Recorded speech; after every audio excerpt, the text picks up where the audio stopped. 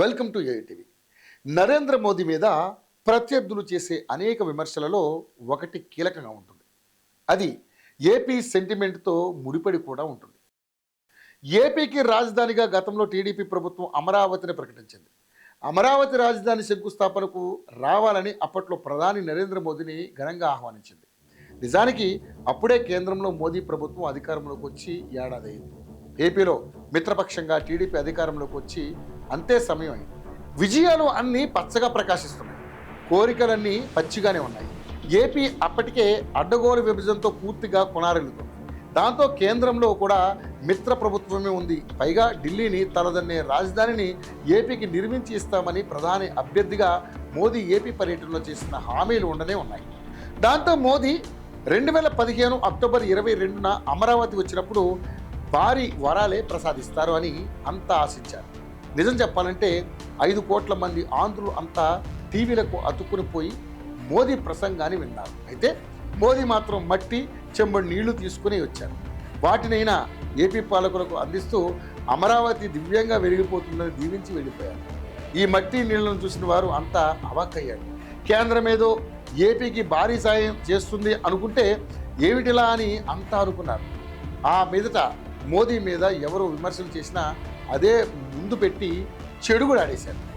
వారు వీరు కాదు, ఆనాడు మిత్రపక్షంగా ఉంటూ మోడీకి ఘన స్వాగతాలు పలికిన టీడీపీ 2018 నాటికి విడిపోయి ప్రత్యర్థి అయ్యింది. దాంతో టీడీపీ నేతలే మోడీ మీద ఈ విమర్శలతో చెలరేగిపోయారు. అయితే వాటిని ఏపీ బీజేపీ నేతలు తిప్పికొట్టేవారు. అది వేరే విషయం అనుకోండి. మరి ఇప్పుడు చూస్తే సరిగ్గా అదే సీన్. కాలం 10 ఏళ్ళు ముందుకు సాగింది, కానీ ప్రధాని మోదీయే, సీఎం చంద్రబాబు, వేదిక అమరావతి, రాజధాని పనులు పునఃప్రారంభిస్తున్నట్లుగా రాష్ట్ర ప్రభుత్వం చెబుతూ మోదీ చేతుల మీదుగా వాటికి శ్రీకారం చుడుతోంది. మే 2న అమరావతికి వస్తున్న మోదీ ఏం తెస్తున్నారు అన్న చర్చ సహజంగానే సాగుతుంది. ఎందుకంటే కేంద్రం పెద్దన్న కాబట్టి ఈసారి అయినా మోదీ సార్ ఏపీ మీద పూర్తిగా కరుణ కటాక్షాలు కురిపిస్తారని అనుకుంటున్నారు. మరి మోదీ ఈసారి భారీ వరాలు ఇస్తారా అన్నదే అంతటా చర్చ.